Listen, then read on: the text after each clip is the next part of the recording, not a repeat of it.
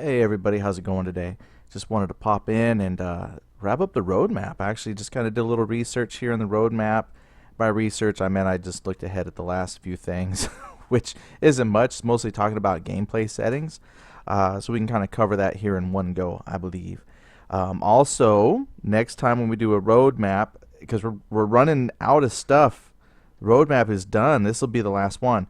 I'll do another roadmap which will actually start to chronicle some of the differences between build 12, build 13, which wasn't much as far as the roadmap goes, but we'll look at that another time. So let's talk about the last few things of this current roadmap for build 13 as it stands, because there wasn't any changes here from build 12 to 13. So this is officially part of the build 13 roadmap. All of it's part of the build 13. There just wasn't much changes from 12 to 13. Anyway, let's get into it. Okay, so under general settings, we're talking about graphics settings. Okay, so in here it says the graphics in the Dead Linger are ever improving through development. If your question is, will the graphics improve? You can be sure of a definite and resounding yes. The graphics are currently in alpha, and we have many more things to add, ranging from aliasing, not sure how you pronounce it, I guess I should dictionary.com that, to magnificent vistas and incredible shadows, all complete with optimal and multiple levels of graphics settings, so you can run the game at peak performance for your PC setup. Alright, so yeah, graphics have been a huge topic since I've been following Dead Linger. They currently are, they work, they're not pretty. Some of the screenshots they're showing, though, looks great. Some of the textures are coming out with new trees. We still got work to go on zombies as far as zombie textures go, survivor textures. You know, these are all things that are coming. The game is an alpha, small development team. They don't have like the huge money like Sony behind them. So they're putting out what they can when they can. And they've already put out a couple sneak peeks at build 14. Now, I will say, in the interview that Jeff Keane did at the Salt Lake City Comic Con, in the background of his interview, they show the build running, their build 14 in alpha progress, work in progress build. And just over the shoulder of the person playing, the game didn't look all that spectacular still. So it's going to be one of those things we're going to have to see some of those graphic improvements come in before we can really pass judgment on how much better the trees will make the game look. You know, I'm okay with the foliage they have, but I guess I got some new grass coming in and things like that. The trees really did bug me, but apparently the new trees will take care of a lot of the issues with the pop-up storybook effect. So I'm excited to see how those come out. But really, the textures I'm really looking forward to are varied zombies, because the same zombie. I mean, the zombies are zombies regardless of what they look like. You know, that's a whole other discussion about their performance and AI and things like that. But, you know, to go to the Comic Con and then the same zombies that we've had now for a while, just kind of disappointing. But I guess what I should be saying is every step forward is awesome. You know, zombies and all that will come in time. The thing I got to remind myself is, you know, hey, that's what an early alpha is like for a, I'm going to say, small indie company. Things don't just snap their fingers and they're there. So every little advancement is going to be great. So the graphics are coming. Now, how you'll be able to tweak those graphics, though, as far as graphic settings, unsure. At this time, it's pretty much like a high, medium, low kind of a situation, and not quite sure when we can go in. I think you can adjust a few. I'd have to pull the. Okay. I'd have to pull it up. I don't want you to watch my password. I had to look. I think they did have some things like some advanced sliders now, like some view distancing, things like that. I haven't really tweaked with. I think I just put my game on high and let it go. And that's an internal option. They used to have a launcher. I almost say it was like a standard Unity game launcher that I've seen with other Unity games, and you could pick your graphic settings there, and then they had inside the game that you could set high, medium, low, and the two didn't really seem to jive together, but it looks like now they've gotten rid of that Unity game launcher, and now you just set the graphics from inside the game, and that appears to work fine. So graphics are coming, and the options to manipulate those graphics are in the works in progress, 30%. Okay, so then let's talk about gameplay settings. So everyone plays differently. Some people like more HUD, some people like less HUD. The Dead Linger, we're catering to the personal preference of all sorts of survivors. If you want different aim down sight sensitivity, you can change it. If you prefer to have or not to have a crosshair, turn it off in the menu. We've added some, and we will be adding more and more gameplay options to the game as it progresses, so you have full control over how you experience the Dead Linger. Awesome. I've always been one about options and having control over your game, because it's your game, you know, especially when you take this as a sandbox type of game. It's nice to have control over those sandbox elements. And until people, companies start putting up, you know, the dedicated rentable servers, you, the player, can start your own server. It's so easy from inside the game. It'd be nice to be able to have options on how to control that world. And then you, as a player, can go and hop upon any of those their servers with rule sets that you like and play. And if you can't find a server with a rule set that you like, then, you know, make your own and then choose the options that you want. It's real simple. Like take the game 7 Days to Die, for example. That they have a pretty exhaustive rule set manager for setting up your gameplay options. How often the zombies spawn, if you have zombies, day-night cycle lengths. You can really cater the game there to your style. I know the few times I played with my son, we like to put it on the slow zombies because we kind of like to play The Walking Dead. So the default game has them fast and very aggressive at night. So if you play with the slow zombies, they still come at you, still aggressive at night, but it's slow. You know, so you have that shambling zombie type of a thing. And I do understand there's folks out there that think, you know, the game when it comes out is designed to be that way because that's the game, you know. If you can't stand the difficulty, then play something else. But which is valid, you know, because the game is going to come with a set default parameters. But again, as a sandbox, you and a community of folks might have your own envisionment of how a server should run. My goodness, if you go and hit a Reddit server on just about any zombie game or just forums, there's going to be folks that are for a crosshair on the screen, against a crosshair.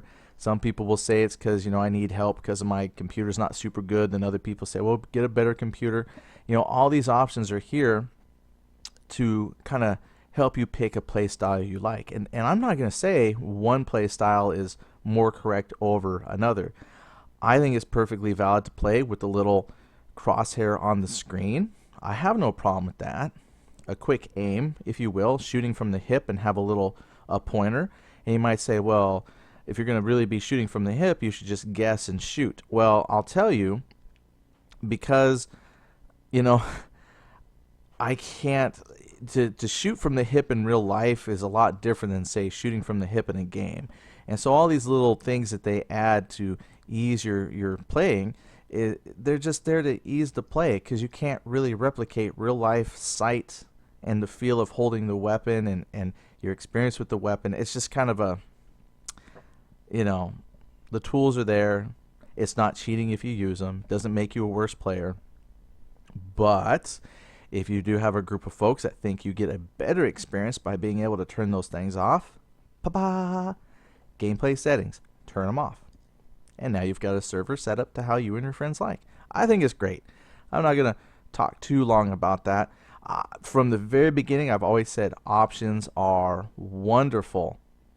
Play the game how you enjoy it. If some people don't like it, they can just play another server. Not difficult.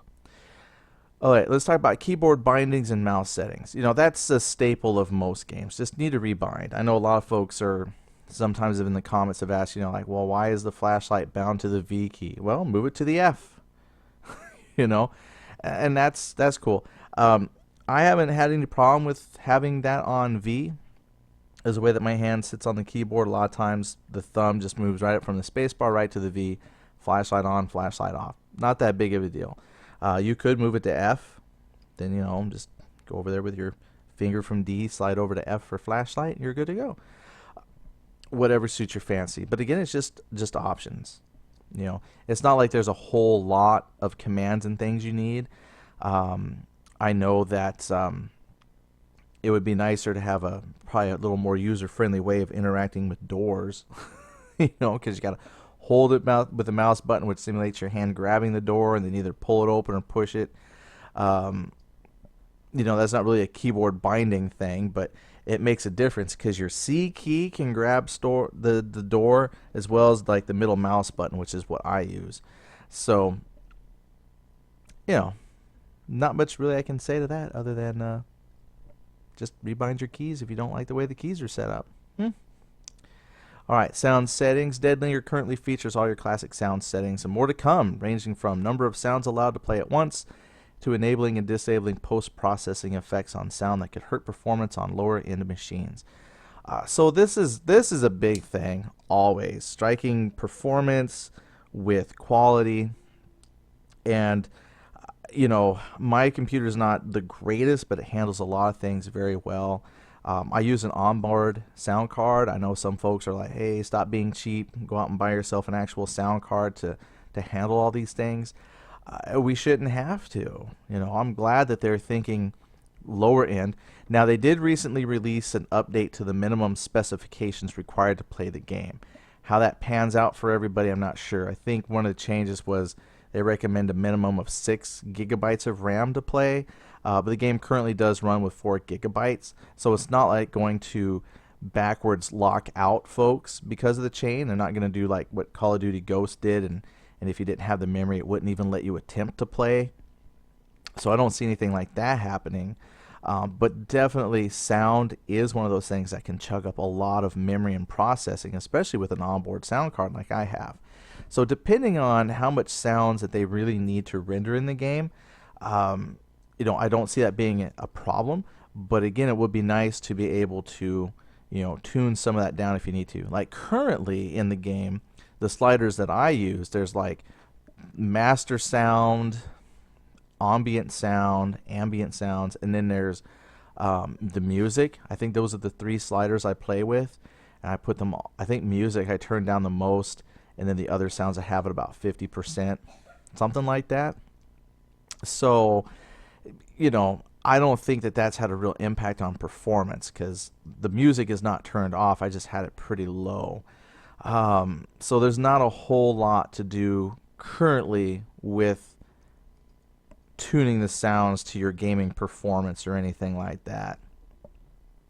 But I could see, it's just I'm really trying to think exactly how many sounds do they have that would require such a massive endeavor on a sound, front.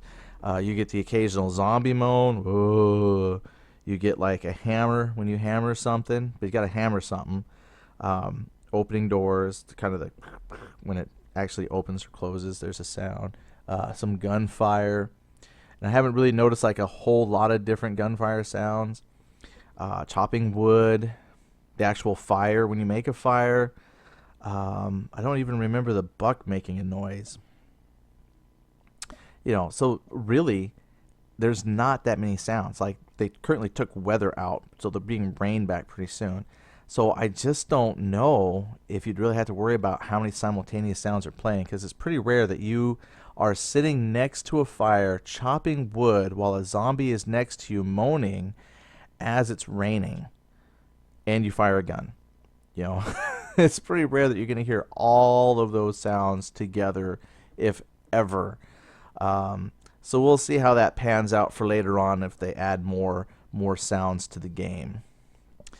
Then finally, modding tools. Okay, so modding tools, it says, while the game is fairly modifiable where it stands, we have not yet made any progress on an official modding API for modders to create and import their own content into the game. This is planned to come much later in the process. So right now it says no progress yet for tools, modding tools. Now I have looked on the forums, and there is on the Sandswept forums under Dead Linger, there's a section for mods. And I haven't looked at that too much lately because I've just been kind of focusing on the base game. But I do believe one mod that stood out in my mind as a pretty cool mod was somebody actually made the garbage cans they could open, and then they were storing stuff in the garbage cans like wood that they had chopped down and made into 2x4s and stuff. I don't know if that mod still works I haven't looked at it lately, and there might be some other mods of interest, but that's just the one that stood out to me. Move your trash can around, then it could open.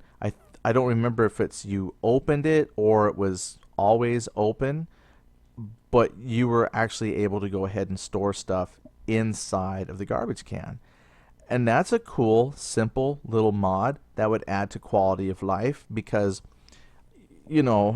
that's something they said they want to do. I just haven't seen it yet, and that was the ability to open fridges and drawers and stuff like that. Well, being able to open a garbage can and put stuff in it is actually kind of a cool idea. And if you think about it, how neat would that be if it was actually where you could open the can and close the lid?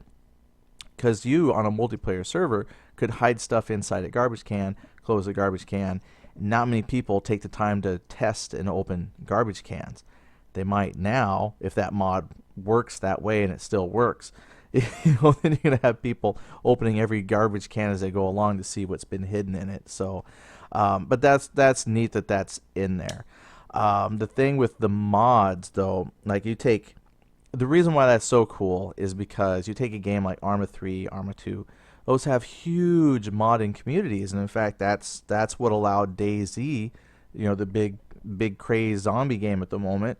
That's what allowed that to come into existence, is because the Arma 2 engine allowed a lot of mods, and in Arma, the game series just in general allows for a lot of modding and support, and that really adds to the longevity of a game. I'm not quite sure the age of Arma 2. I wasn't even thinking of talking about that until just this second. But that's a game that's been around for a while. And I tell you, if there was no modding community behind it, it would not keep or be as alive as it still is. It's sad, though, because you see games like Battlefield 3, Battlefield 4, stuff like that.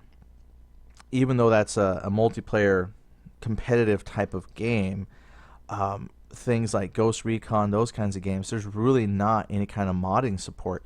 The very first Ghost Recon PC game had a huge modding community.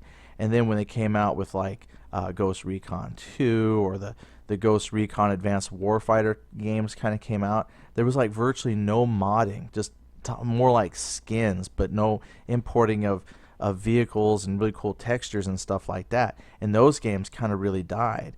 The original Ghost Recon was a very innovative game when it came out, but what kept it alive for so long, and even past some of those other Ghost Recon games coming out, was it had a strong modding support community. And it's the same with Arma. That game is still played quite a bit because of the extensive modding community. People keep it alive by adding vehicles and units.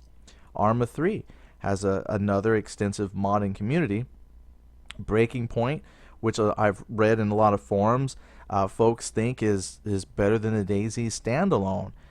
It's just, again, a huge kind of game developing because it supports mods. So a lot of people, they don't even buy Arma 3 necessarily for Arma 3. A lot of people don't buy Arma 2 for Arma 2. They buy it for the mods and the ability to play some of these great mods like DayZ or Breaking Point. So something that you can mod within DayZ, because it is currently, because it has such a good, strong single-player element, I can see a lot of mods being developed for it to modify the game in ways that maybe the developers haven't thought of. But that's going to give it some strength and longevity that you don't see with DayZ. I don't see people making mods for DayZ necessarily, the DayZ standalone. Maybe they will. I just haven't seen it yet. But when you take DayZ on the Arma 2 engine, because of that vast moddable capabilities, there's a lot of DayZ mods. Epoch, there's a Breaking Point, 2017. There's people who have modded the mod and created whole new games, and that keeps people going back. So that's the kind of stuff Dead Linger really needs. And I think I read somewhere a while back that they were going to put in Steam. They're going to take advantage of the Steam Workshop even, so that people can make mods for the Dead Linger. Now you might say, well, how would that affect multiplayer? Well, like with Arma, you have to have pretty much the same mod files that matches what's being hosted by the server to get on there. So you can't always go to a server that has, X mods and you have a completely different set of mods. It's not going to let you on. usually what happens is it looks to see if you have the applicable mods, and then it activates and uses those mods you have installed. So it's not like you can cheat and bring a whole bunch of different mods that makes you invincible into a server. You just have to have the appropriate mod installed so that the server can say, okay, those are the mods we're using, come play the game. And I could see that working with the Dead Linger as well. A person can have its rule set up based around a certain mod. As long as you've got that mod up to date, you can join the server and play. If you don't have the mods installed, you can't go on the server. It's that simple. So kudos to them for thinking about the mod tools. That's going to keep this game alive well beyond a lot of other zombie games out there that don't support modding, or any game in general. Like the Arma franchise has been going on for a long time, and it's outlived a lot of other stuff like some of the new Ghost Recon games and Las Vegas and things like that, because those games don't support modding. Alright, cool. So that's quite a bit. That wraps up the roadmap. Like I said, next time we get together, I'll be able to share, I think there was like 3, maybe 4 changes from the last roadmap to the new roadmap. Not much, but we can kind of talk about possibly what was put in there. So that's not to say that they're not doing things to the game, because their patch notes show that they're fixing a lot of things, adding some new features. It just might not be things that immediately affect the roadmap. Yeah, because there's stuff in the game that isn't maybe necessarily specifically on the roadmap, or not enough to fix it. Anyway, we'll talk about that later. So thanks for watching this wrap up of the initial roadmap. We'll do a follow-on changes to the roadmap, and then we'll have to look at something else because we've run out of roadmap. The apocalypse is over, apparently. Alright, thank you so much for watching. We'll talk to you all later.